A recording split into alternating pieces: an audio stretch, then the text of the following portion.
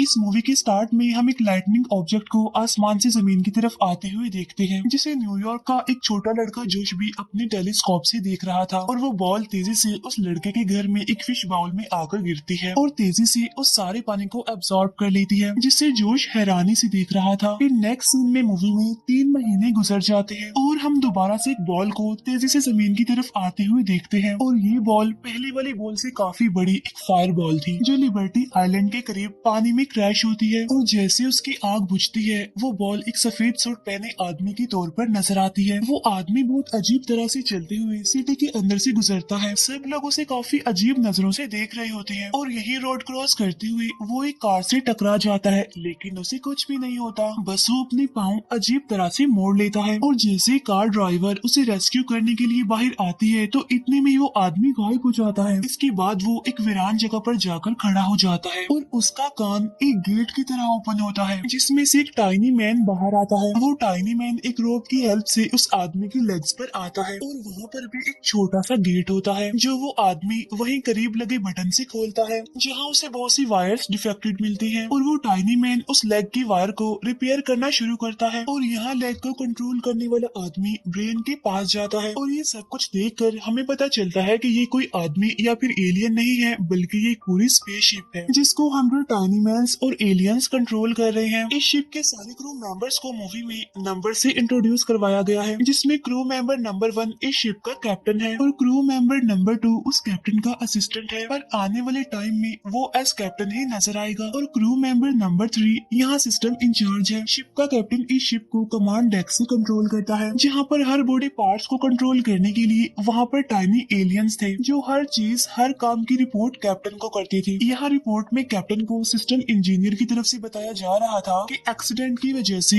ये शिप अब चल नहीं रही, लेकिन अर्थ के 2-3 दिन के अकॉर्डिंग ये शिप बिल्कुल ठीक हो जाएगी। शिप का ट्रैकिंग सिस्टम भी खराब हो गया था और कैप्टन क्रू मेंबर्स को अब इस सिचुएशन में मीटिंग के लिए बुलाता है, जिनकी बातों से हमें पता चलता है कि वो लोग प्लेनेट नील से आए हैं, क्योंकि उनके प्लेनेट के रिसोर्सेज खत्म होने की वजह से उनका प्लेनेट तबाह होने वाला था और उनको अर्थ से सॉल्ट और वाटर की जरूरत थी, जिससे वो अपने प्लेनेट को बचा सकते थे। इसीलिए वो अर्थ ओशन से सॉल्ट और वाटर उस बॉल की हेल्प से कलेक्ट करने आए थे, जो उनसे गुम हो गई थी और जिस बॉल को हमने जोश के पास देखा था। और उस बॉल का नाम ऑर्ब था और वो लोग उस बॉल को ढूंढने के लिए ही यहाँ पर आए थे। अर्थ से सॉल्ट नील प्लेनेट को सालों तक एनर्जी दे सकता था, इसीलिए उन्होंने अर्थ पर आने का डिसाइड किया। अब यहाँ जोश अपने विंडो से उस ह्यूमन लाइक शिप को देख लेता है और जल्दी से अपनी मॉम को बुलाता है, जो वही लड़की थी जिसकी कार से उस शिप का एक्सीडेंट हुआ था। वो दोनों जल्दी से उस शिप के पास आते हैं और वो लेडी उस शिप से सॉरी कहती है। शिप के अंदर एलियंस पहले तो उसे देखकर घबरा जाते हैं, क्योंकि बेशक वो शिप बाहर से इंसान जैसी लगती थी, लेकिन उसको कंट्रोल करने वाले एलियंस ये बात नहीं जानते थे कि वो कैसे ह्यूमंस की तरह बिहेव करे। और अभी वो किसी इंसान से फर्स्ट टाइम ही बात करने वाले थे और इस काम के लिए वो गूगल की हेल्प लेते हैं, ताकि वो ह्यूमंस के बिहेवियर को जान सके और उनसे बात करने में आसानी हो। वो ह्यूमन शिप का कैप्टन शिप की उस लेडी से एज अ ह्यूमन बात करने की कोशिश करता है। तभी दूसरी तरफ हम पुलिस ऑफिसर्स को देखते हैं, जो उस मिस्टीरियस बॉल को ढूंढने के लिए कोशिश कर रहे थे। वो लोग उस जगह पर जाते हैं जहाँ पर वो शिप लैंड हुई थी। क्रैश साइट पर उन्हें किसी आदमी के फेस इंप्रेशन मिलते हैं, जिससे उन्हें ये पता चल जाता है कि वो कैसा दिखता है। पूरे शहर में उसको ढूंढने की कोशिश की जा रही होती है और यहाँ वो ह्यूमन शिप उस लेडी से बात करने की कोशिश कर रही होती है, लेकिन जैसे वो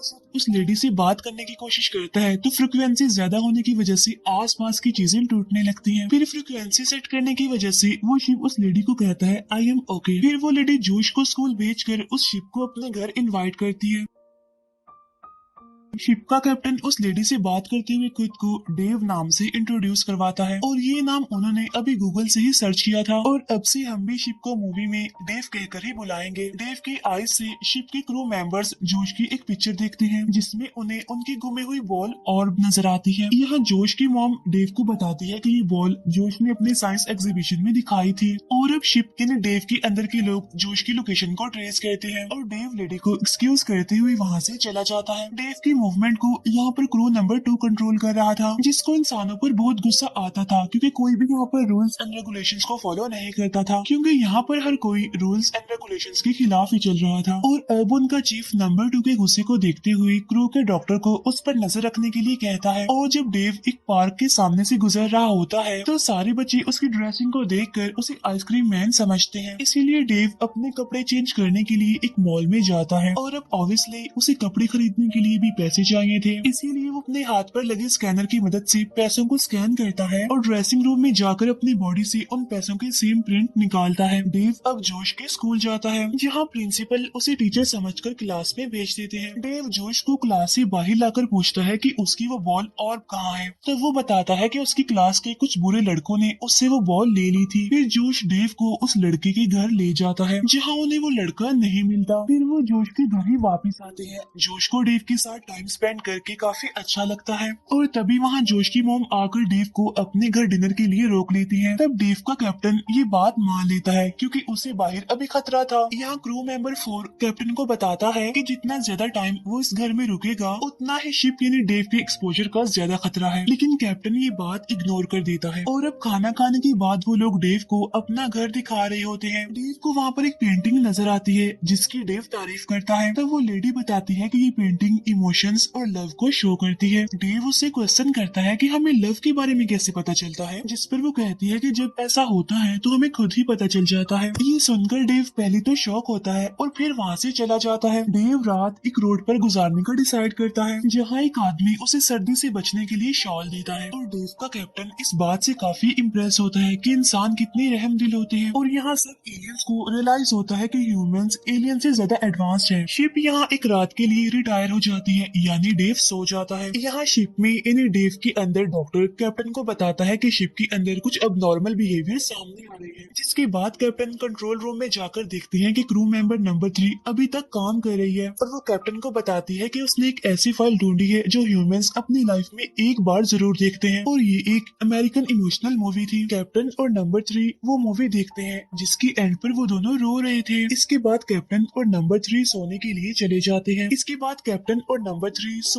चले जाते हैं। नेक्स्ट मॉर्निंग डेव की बैटरी सिर्फ 20% रह गई थी और पुलिस उसे ढूंढ रही थी। यहाँ पर हम दिखते हैं कि डेव जोश के साथ पार्क जाता है। वहाँ ट्रेन राइड लेने के बाद हॉट डॉग ईटिंग कंपटीशन में पार्टिसिपेट करता है और कंपटीशन जीतने पर मिलने वाला सॉफ्ट टॉय वो जोश की मम को गिफ्ट देता है। यहाँ से बाहर निकलने पर डेव देखता है कि जोश को कुछ बच्चे बुली कर रहे हैं। तब डेव उनको पनिशमेंट देने के लिए उल्टा कर देता है, जिससे उन्हें और यानी एलियंस की वो बॉल मिल जाती है, जिससे डेव यानी शिप के अंदर की वो एलियंस बहुत खुश होते हैं। और डेव जोश की फैमिली को डिनर के लिए इनवाइट करता है, जोश की मॉम की बर्थडे सेलिब्रेट करने के लिए। लेकिन क्रू मेंबर 2 कैप्टन की इस बात से डिसएग्री करता है। वो कहता है कि जब हमें और मिल गया है तो हमें अपने मिशन पर वर्क करना चाहिए। लेकिन कैप्टन कहता है कि उन्होंने यानी जोश और उसकी मॉम ने इस बॉल को हासिल करने में उनकी काफी हेल्प की है, तो अब हमें भी जोश और उसकी मॉम के लिए कुछ करना चाहिए। यहाँ इंसानों के साथ रह रहकर डेव के अंदर मौजूद एलियंस के अंदर भी फीलिंग्स आने लगी थी। किसी के अंदर एटीट्यूड आ गया था तो किसी ने अपनी रूम को डांस क्लब बना लिया था। नंबर 2 के अंदर गुस्सा और इमोशंस आ जाते हैं। और नंबर 3 तो बहुत ही प्यारा सा ड्रेसअप होती है क्योंकि वो कैप्टन के साथ डांस करना चाहती थी, जिस पर कैप्टन उसे इनकार कर देता है क्योंकि वो शिप यानी डेव को कंट्रोल कर रहा था।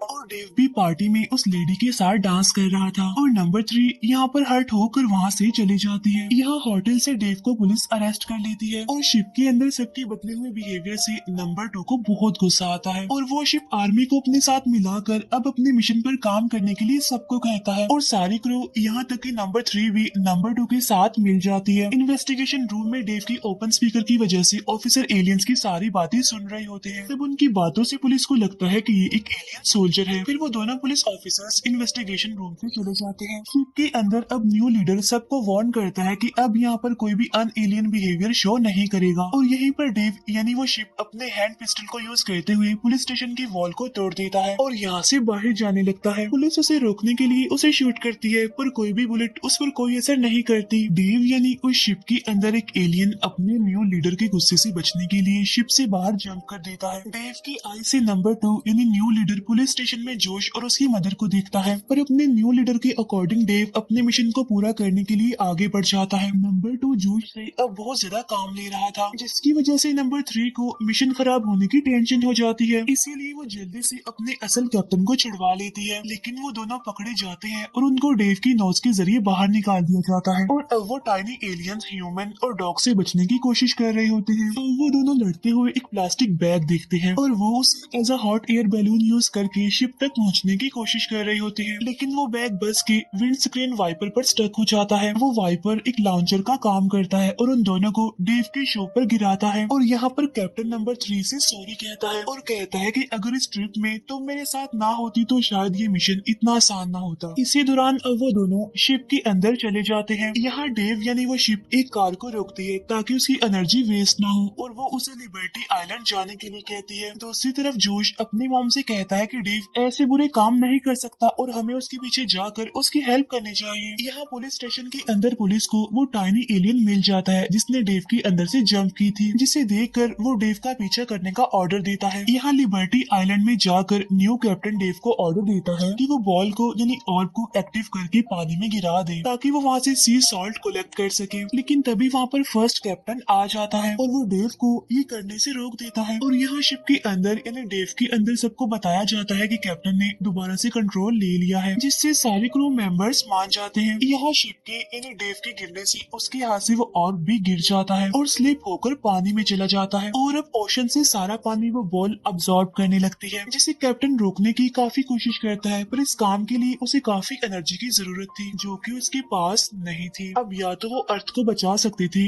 या अपने प्लेनेट पर वापस जा सकते थे। तब कैप्टन अपने क्रू से अर्थ को बचाने के लिए परमिशन लेता है जिस पर सारे एग्री हो जाते हैं क्योंकि उन्होंने अर्थ से कुछ सीखा था, दूसरों को प्यार करना और उनकी हेल्प करना। और अब डेव अपनी सारी एनर्जी यूज करते हुए अर्थ को बचा लेता है। लेकिन यहाँ पर डेव की पावर्स खत्म हो जाती है और इतने ही देर में वहाँ पर पुलिस भी आ जाती है। यहाँ पर जोश भी पुलिस के साथ ही था और वो जल्दी से पुलिस ऑफिसर का टेजर यूज करते हुए डेव को चार्ज कर देता है और जैसे ही डेव चार्ज होता है तो उसका माउथ किसी गेट की तरह ओपन होता है जिसमें से कैप्टन और नंबर 3 निकलते हैं और वो पुलिस को अपने बारे में सब कुछ बता देते हैं और वो जोश की फैमिली को बाय कहते हुए ये कहते हैं कि हम किसी और प्लेनेट से एनर्जी रिसोर्सेज ले लेंगे लेकिन अर्थ को नुकसान नहीं पहुंचाएंगे। तब ये बात सुनकर पुलिस उनकी दूसरी एलियन को भी शिप में रख देती है यानी जिसने शिप से जंप लगाई थी। इसके बाद डेव अपने प्लेनेट पर जाने की तैयारी करता है और उसकी पूरी बॉडी से करंट फ्लो होता है और जैसे ही वो ऊपर की तरफ मूव करता है तो यहाँ FBI की एंट्री होती है जो हेलीकॉप्टर से डेव पर ट्रैप डाल देते हैं। और अब जैसे ऑफिसर्स उनके पास आने वाले थे